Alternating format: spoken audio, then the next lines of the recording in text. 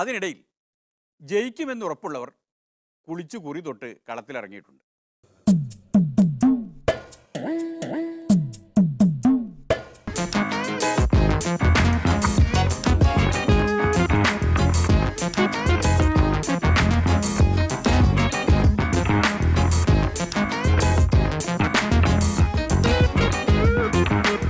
നമ്മുടെ തെരഞ്ഞെടുപ്പ് ചെലവുകൾ എല്ലാ ദിവസവും എഴുതിവെക്കുന്ന കമ്മിറ്റി നിർദ്ദേശിച്ചിട്ടുള്ള day to day expenditure report ചെയ്യുന്നു.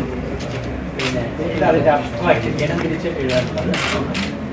ഇത് നമ്മുടെ ഇലക്ഷൻ്റെ കറക്റ്റ് പ്രാക്ടീസസും ഇലക്ട്രൽ ഒഫൻസസും എന്തൊക്കെയാണെന്നുള്ള ലീഗൽ ബേസിസ്. ഇത് നമ്മുടെ പോസ്റ്ററും എല്ലാം പ്രിന്റ് ചെയ്യുമ്പോൾ പാലിക്കേണ്ട കാര്യങ്ങൾ. ഇത് നമ്മുടെ 5-ാം തീയതിയാണ് ഇതിൻ്റെ സൂക്ഷ്മ പരിശോധന നടക്കുന്നത്. അത് ഞാൻ അറിയിക്കും. ഇതിൻ്റെ എടുത്ത പ്രതിജ്ഞയുടെ സാക്ഷ്യപത്രം. ഇത് ചെക്ക് ലിസ്റ്റാണ്. പിന്നെ ഇത് നമ്മുടെ 8-ാം തീയതി വൈകിട്ട് 4 മണിക്കാണ് ഇതിൻ്റെ ചിഹ്നങ്ങൾ അലോട്ട് ചെയ്യുന്നത്. അത് സംബന്ധിച്ചുള്ള അറിയിപ്പ്. ഇത് നമ്മുടെ ക്രിമിനൽ കേസ് സംബന്ധിച്ചുള്ള വിവരങ്ങൾ ഫയൽ ചെയ്യാനുള്ള ഫോറമാണ്. ഈ വയനാട് കലക്ടർ ആള് തിരക്കേടില്ലല്ലോ, എല്ലാം കൃത്യമായി പറഞ്ഞു കൊടുക്കുന്നുണ്ട്. ഇത് ഞങ്ങളുടെ ഹരിത ചട്ടങ്ങൾ പാലിക്കണം എന്നുള്ള ഇതാണ്. BDJS ആയതുകൊണ്ട് അത് പറഞ്ഞു. BJP സ്ഥാനാർത്ഥി ആയിരുന്നെങ്കിൽ ഹരിതചട്ടം പാലിക്കണം എന്ന് ഏതെങ്കിലും കലക്ടർ പറയുമായിരുന്നോ?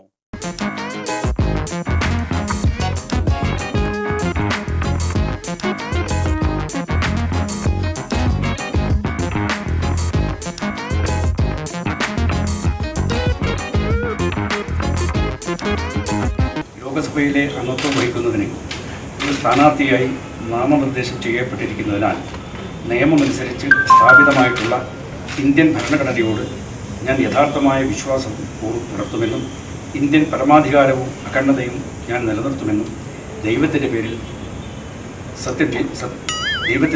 ദൃഢപ്രതിജ്ഞ ചെയ്യുന്നു. ദൈവത്തിൻ്റെ പേരിൽ ഭയഭക്തി പുരസരം പ്രതിജ്ഞ ചെയ്യുന്നു. ദൈവത്തിൻ്റെ പേരിൽ എന്തോ ചെയ്യാനുണ്ട് എന്ന് CKPക്ക് അറിയാം. എന്താണ് എന്നതിൽ മാത്രമാണ് ഒരാശയക്കുഴപ്പം. അതുപോട്ടെ, നമ്മുടെ PC ജോർജിൻ്റെ ഏറ്റവും പുതിയ നിലപാടെത്തിയിട്ടുണ്ട്. ഈ പാർലമെൻറ്റ് തെരഞ്ഞെടുപ്പിൽ കേരള ജനപക്ഷം ഒരു മുന്നണിയുടെയും ഭാഗമാകുന്ന പ്രശ്നമില്ല.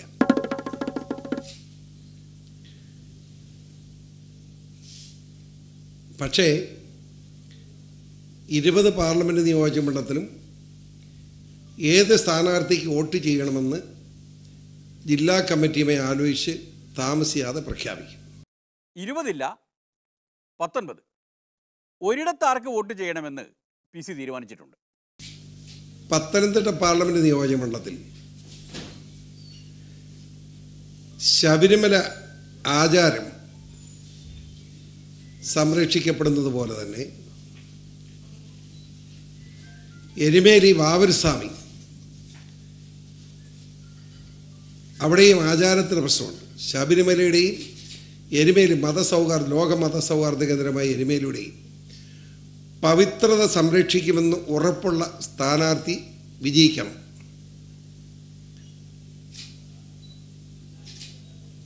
വളരെ നിർബന്ധമായി ശബരിമല പുണ്യഭൂമിയാണ്, എരുമേലിയും അതുപോലെ തന്നെ. ആ വിഷയത്തിൽ ആചാരം സംരക്ഷിക്കുന്ന ആളുകൾ ആരോ അവർക്ക് അനുകൂലമായി വോട്ട് ചെയ്യാൻ പത്തനംതിട്ട പാർലമെൻറ്റിലെ ജനങ്ങളോട് ജനപക്ഷം അപേക്ഷിക്കുന്നു. ആരാണോ അവർ എന്നൊക്കെ പറഞ്ഞാൽ ആരാണ് അവർ? ആരാണോ ആചാര സംരക്ഷണത്തിന് വേണ്ടി നിൽക്കുന്നത് അവർ വോട്ട് ചെയ്യണം. അങ്ങനെയൊക്കെ പറഞ്ഞാൽ അതിൻ്റെ അർത്ഥം എന്നതാ? ഞാൻ പറഞ്ഞ അർത്ഥം ഏകദേശം ഉള്ളവർക്ക് മനസ്സിലായിട്ടുണ്ട്. ആ പേരൊന്ന് ക്ലിയർ ആക്കി പറഞ്ഞുകൂടെ? അത് ക്ലിയർ വളരെ എന്തിനു ഒരാളുടെ പേര് പറയണ്ടെന്ന്, എന്തിന് നമ്മളാരുടെ പേര് പറഞ്ഞ്? അല്ലെന്നേ, വോട്ട് ചെയ്യാൻ ആഹ്വാനം ചെയ്യുമ്പോൾ വോട്ട് ചെയ്യേണ്ട സ്ഥാനാർത്ഥിയുടെ പേര് കൂടെ പറഞ്ഞുകൂടെ? അതല്ലേ അതിൻ്റെ മര്യാദ. അവിടെ ആചാര സംരക്ഷണത്തിന് വേണ്ടി 1 മാസം ജയിലിൽ കിടന്ന സുരേന്ദ്രനോട് യാതൊരു സംശയമില്ല സ്നേഹമുണ്ട്. പറഞ്ഞത് മൊത്തം കൂട്ടി വായിച്ചാൽ കെ സുരേന്ദ്രന് വോട്ട് കൊടുക്കും എന്നല്ലേ? സ്നേഹമുള്ളവർക്കല്ലേ വോട്ട് കൊടുക്കും, സ്നേഹമില്ലാത്ത വോട്ട് കൊടുക്കും. അത് ഇത്ര വലിയ വിഷമിക്കേണ്ട കാര്യം തന്നെ. കെ സുരേന്ദ്രനാണ് വോട്ട് ചെയ്യാൻ പോകുന്നത്. അതങ്ങ് ക്ലിയറായിട്ട് പറയാൻ ഇത്ര വിഷമിക്കേണ്ട കാര്യം എന്താ?